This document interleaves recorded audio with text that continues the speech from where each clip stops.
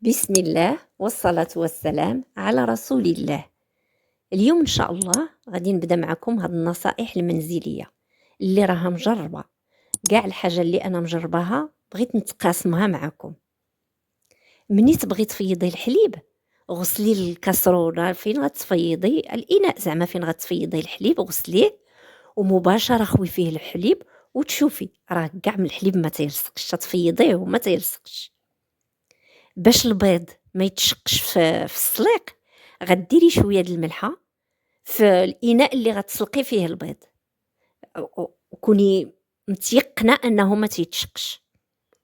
باش تلمعي من القرى تولي تتشعل، تتكون كحالته لونها ناكد، تتقبطي المعجون الاسنان وتدوزي عليه مزيان بشي شيته ما عندكش، ما بقيتيش تستعمليها شيته السنان، وشلليه بالماء اولا حكيه بالملحه تيخرج تيشعل. باش ما يتصداش الفران سواء ديال الضو اولا ديال الغاز، مني تسالي الطياب خليه محلول حتى يبرد عاد سديه. علاش؟ حقاش ملي تيكون سخون وتتسديه تيدير الندى، تتندي تيدير الندى ديال الماء، نقيطات د الماء لداخل، ودوك النقيطات د الماء تيوليو صدا. اذا باش ما يديرناش دوك نقيطات د الماء وباش ما يصديش تنخليوه محلول حتى يبرد مزيان عاد نسدوه، وكوني متيقنه ان الفران ديالك عمرو ما يدير الصدى من الداخل. الا تحرقتي من لسانك مني شربتي اتاي اولا كليتي شي حاجه سخونه، ما عليك غير بقطعه ديال السكر حطيها فوق البلاصه اللي تحرقات لك، في البلاصه تتمشي.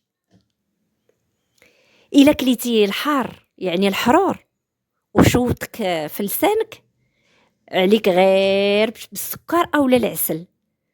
إياك تشرب الماء راه غادي يزيدك، راه غادي تولي بالحرور. الماء مور الحرور تيبدا الواحد تيتشوط، ولكن دير العسل أولا السكر. باش تحيدي الريحة من الثلاجة حطي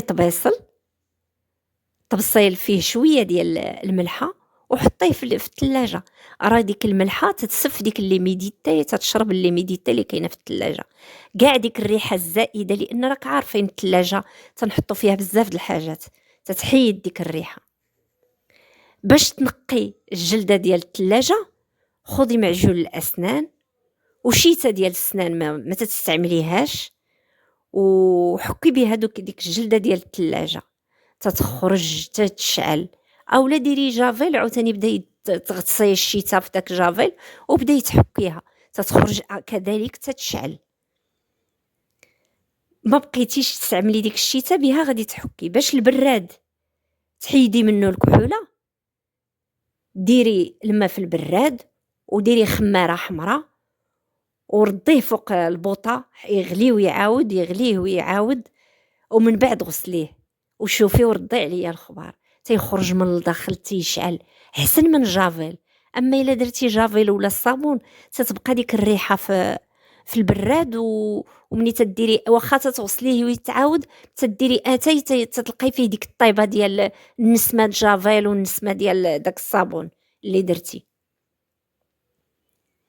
الا خمر بغرير كتر من القياس يعني خمر بزاف، رديه المونينكس يدور واحد 2 ولا 3 ديال الدورات وطيبيه وردي عليا الخبر وبالصحه والراحه.